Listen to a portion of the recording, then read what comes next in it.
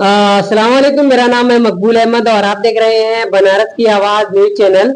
इस समय बिहार चुनाव को लेकर आरोप प्रत्यारोप के सिलसिले चल रहे हैं और इस सिलसिले में एक नया बयान तेजस्वी यादव का जारी हुआ है। एक मीडिया पत्रकार सबा खान से बात करते हुए उन्होंने कहा कि वो ऐसी है कि एक्सट्रीमिस्ट हैं, यानी कट्टरपंथी या कहा जाए दहशतगर्द, क्या कहा जाए, जो भी कहा जाए कम है। आतंकवादी, दहशतगर्द, तमाम तरह के इल्जाम इसी एक्सट्रीमिस्ट से लगे हैं। तो इतना बड़ा बयान तेजस्वी यादव जी वची साहब को दे रहे हैं। क्या एक राजनीतिक लीडर को दूसरे राजनीतिक लीडर को इस तरह से कहना चाहिए? क्या इस हद तक राजनीति अब ग्राफ गिर गया राजनीति का?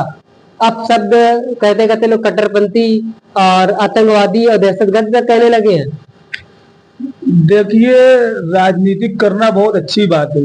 राजनीतिक देश के भले के लिए की जाती है और देश के भले के लिए इतना नहीं गिर जाना चाहिए कि किसी को आतंकवादी बोला जाए। मुसलमान हमेशा से सोचते हैं कि भारतीय जनता पार्टी मुसलमानों के लिए अच्छी पार्टी नहीं, लेकिन आज तक मुसलमान के खिलाफ भारतीय जनता पार्टी के किसी बड़े नेता ने ऐसा नहीं कहा। जैसा वर्ड आप बता रहे हैं कि कट्टरपंथी का वर्ड इस्तेमाल किया तेजस्वी यादव ने, जो कि तेजस्वी यादव को मुसलमान अपना लीडर मानते हैं। बिहार के अंदर अगर वोटिंग होगी तो अच्छी खासी वोटिंग तेजस्वी को भी होगी, लेकिन तेजस्वी ने क्या समझकर ओवैसी को इतना घटिया आरोप लगाया कि वो कट्टरपंथी है, देशद्रोही है, आतंकवादी है। ये ओवैसी पे इल्जाम नहीं है, ये इल्जाम मुसलमानों पर है। क्योंकि अगर ओवैसी मुसलमान ना होता तो शायद उस पर ये इल्जाम न लगाते वो। तो क्या लगता है कि जिस तरह से बिहार में अब आरोप प्रत्यारोप के दौर में यहाँ तक आ गए हैं, इस तरह जहाँ नरेंद्र मोदी कट्टर और क्या क्या शब्द का इस्तेमाल किया, कट्टा, करप्शन, इंडिया गठबंधन को कहा था। देखिए, नरेंद्र मोदी का आरोप तो हम नहीं सुने कि उन्होंने क्या कहा है, और इंडिया गठबंधन भी तो मुसलमान के खिलाफ ही है। अगर इंडिया गठबंधन मुसलमान के साथ होती तो ओवैसी आज अकेले चुनाव ना लड़ते। अगर ओवैसी को गठबंधन में ले लेते तो क्या हो जाता? हमको बताइए। आप बीजेपी को हराना चाहते हैं, बीजेपी को हराने वाले की विचारधारा ऐसी कैसी हो सकती है कि वो एक दल को छोड़ के और बीजेपी को हराने की बात करें? हमें तो समझ में नहीं आता कि राजनीतिक सीखते कहां से। राहुल गांधी ने इतना बड़ा इंडिया गठबंधन बनाया और उनको राजनीतिक का कुछ पता ही नहीं हो। हिंदुस्तान का ये 15-16% मुसलमान को गठबंधन से आपने अलग कर दिया, गठबंधन में नहीं लिया, और भारतीय जनता पार्टी तब किस लुक पे जीतेंगे चुनाव? हमको ये समझ में नहीं आ रहा कैसे जीतेंगे।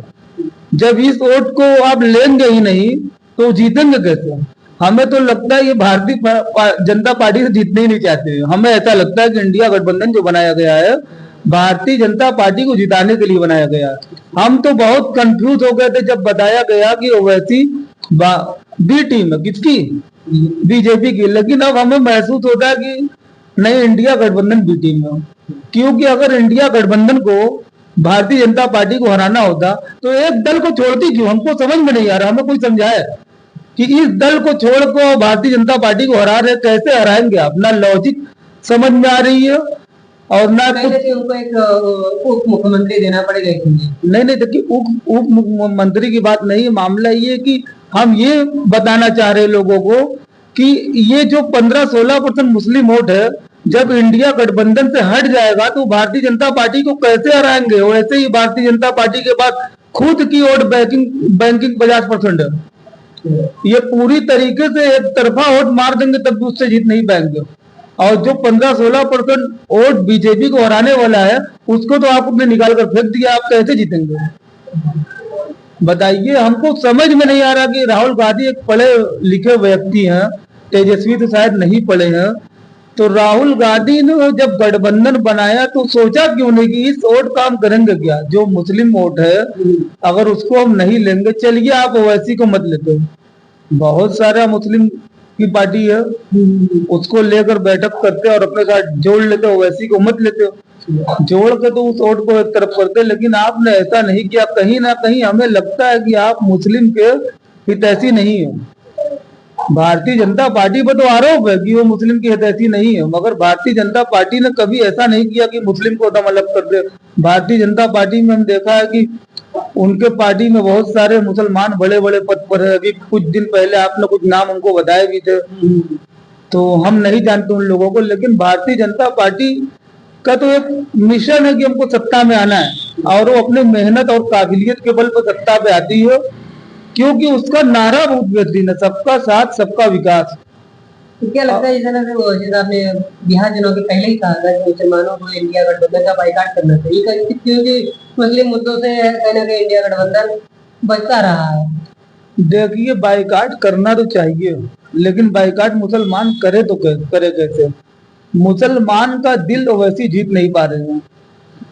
जो ओवैसी साहब इतने बड़े लीडर है, वो मुसलमान को कहीं ना कहीं हजम नहीं हो रहे हैं, क्योंकि उनकी भी राजनीतिक में कहीं ना कहीं गड़बड़ी हो ही जाती है, इसीलिए मुसलमान उनसे हट जाते हैं और मुसलमान का वोट बैंक का बिखरा हो जाता है। बिहार में 26 या 28 मुस्लिम ऑल इंडिया मुस्लिम ने अपना कैंडिडेट उतारा है, तो बिहार के मुसलमानों को तो ये सोचना चाहिए कि कौन कट्टरपंथी है, कौन हिंसा फैलाने वाला है, कौन आतंकवादी है। देखिए, हमने पहले ही कहा था कि सियासी मैदान में कोई कट्टरपंथी नहीं होता, कोई देशद्रोही नहीं होता, कोई आतंकवादी नहीं होता। चुनाव लड़ने के लिए जहां तक होता है, लोग अपना हथकंडा और जिगर आजमाते हैं जीतने के लिए। तेजस्वी ने आज कह दिया वो आतंकवादी है, कट्टरपंथी है, कल यही तेजस्वी उनके हक में भी बयान दे देंगे। सियासी मोड़ पर कब किधर मुड़ जाए कोई जानता नहीं, हमने पहले भी कहा था। लेकिन मुसलमान को सोचना चाहिए कि हमारे वोट का सही इस्तेमाल हो। मुसलमान से हम ये कहना चाहेंगे कि देखिए, आप सियासत में अपना फ्यूचर और भविष्य देखिए।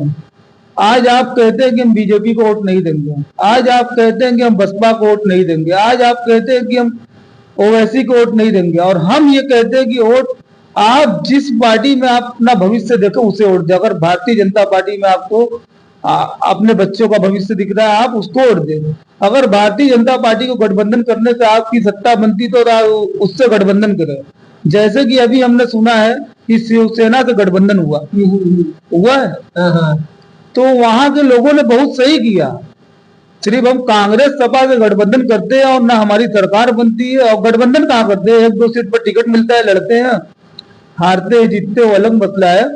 राजनीतिक को इस तरीके से किया जाए कि कोई भी हो, भारतीय जनता पार्टी हो, आरएसएस हो, शिवसेना, भगवा, अरे बजरंग दल हो, कोई भी दल हो, अगर आपसे वो गठबंधन कर रहा है तो आज आप गठबंधन कीजिए, और गठबंधन करके उनसे कहिए कि भाई आपके साथ हम सरकार बनाएंगे, तो हमको ये चीज चाहिए। मगर आप क्या है कि हम सिर्फ गठबंधन कांग्रेस से करेंगे, जो आपसे करने के लिए तैयार नहीं है। आप कह रहे हैं हम सपा से गठबंधन करेंगे, वो आपसे करने के लिए तैयार नहीं है। आप कहते हैं हम बसपा से गठबंधन करेंगे, वो आपसे करने के लिए तैयार नहीं है। और आरएसएस वाले आपसे गठबंधन कर रहे हैं, आरएसएस वाले शिवसेना वाले कर रहे हैं, और बीजेपी वाले भी करेंगे अगर आप चाहेंगे तो जो आपका हितैषी आप उसको छोड़ के जो आपको गले नहीं लगाना चाहते उसके पीछे भाग रहे हैं। एक सवाल और है बिहार के मामलों को लेकर, कहा जाए कि अदालत एक क्षेत्र है जो मौलाना खालिद सरवरी की चुनावी तैयारी कर रहे थे, उनको टिकट नहीं मिला, वो नजर भी नहीं हुआ। लेकिन क्या लगता है कि अब आप किसकी तरफ साथ दिया जाएगी, क्योंकि उनका कुछ ऐसा स्टेटमेंट जारी हुआ है कि कहीं ना कहीं वो हिसाब के साथ समर्थन दे सकते हैं, क्योंकि उनके भी फॉलोअर अच्छे खाते हैं। देखिए, आप शायद जोकीहाट की बात कर रहे हैं। बिहार में जोकीहाट में आप उस शख्सियत की बात कर रहे हैं जो किसी परिचय का मोहताज नहीं है, जिसे देश भर के लोग जानते हैं, देश के अलावा विदेश में भी लोग उनको जानते हैं। हमें तो ऐसा लगता है कि ओवैसी से ज्यादा उनको जानने वाले हैं अब्दुल्ला सालिम चतुर्वेदी को। असल मसला ये कि ओवैसी साहब सिर्फ राजनेता हैं, और अब्दुल्ला सालिम साहब राजनेता के साथ साथ एक आलिम भी हैं। उनका प्रोग्राम विदेश में भी होता है।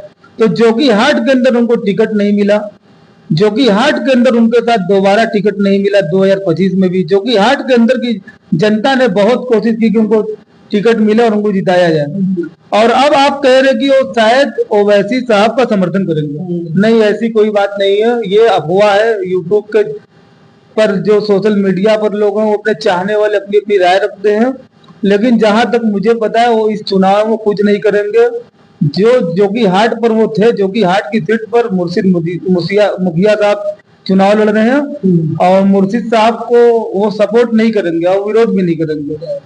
और एक बात और है,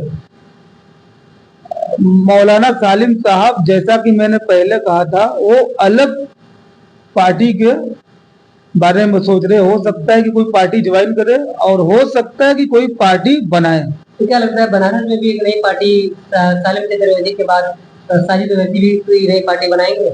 नहीं क्या उनके देखिए, साथ जाएंगे? नहीं हम लोग छोटे लोग हैं, सालिम साहब के साथ हमें नहीं छोड़िए, हम गली के नेता हैं और वो फील्ड के नेता हैं। गली के नेता ही तो सब अंदर पहुंचते हैं ना। पहुंचते हैं, ठीक है, लेकिन मामला ये आपने बड़ी बात कह दी, पार्टी बनाएंगे। तो विचारधारा देखिए सालिम साहब की जो है वही हमारी भी है। देखिए विचारधारा मैच करेगी, तो अगर सालिम साहब पार्टी बनाएंगे तो हम उनकी पार्टी को ज्वाइन करेंगे।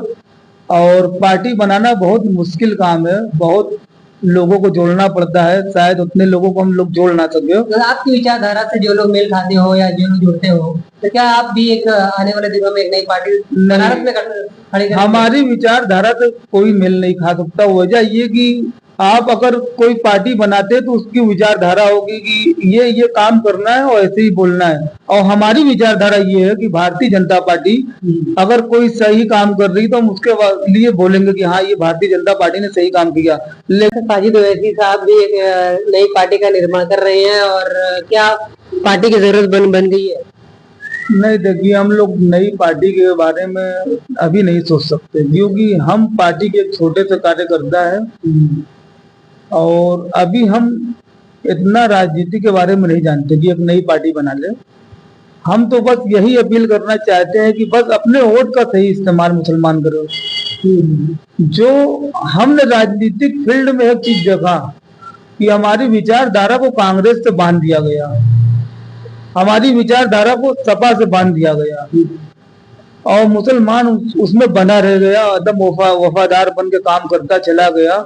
लेकिन हम ये कहते हैं कि राजनीतिक फील्ड एक ऐसा फील्ड है, इसी राजनीतिक की वजह से लोग अपना फ्यूचर चुनते हैं। तो हम चाहते हैं कि जो भी पार्टी आपके लिए बेहतर हो उसके लिए काम करो। अगर कोई पार्टी आपके लिए बेहतर है, कोई पार्टी हो, मुसलमान को ये नहीं देखना चाहिए कि ये भारतीय जनता पार्टी है, ये आरएसएस के लोग है, ये बजरंग दल के लोग है। ये तो एक ढोंग लोगों ने बना दिया, मुसलमानों को अलग कर दिया, भाईचारा से दूर कर दिया, अपनी तरफ खींचने के लिए, अपनी तरफ माइल करने के लिए। और हम कहते हैं कि अगर आप चाहते हैं कि राजनीतिक में आपकी कोई जगह बने तो आप उस पार्टी का साथ दीजिए जो पार्टी आपके साथ हो। तो कहीं ना कहीं मुसलमान के खिलाफ हर एजेंडा, हर एक नया बिल का भारतीय जनता पार्टी लेते आई है, और इसी का फायदा क्या होता है इंडिया गठबंधन उठाता है कि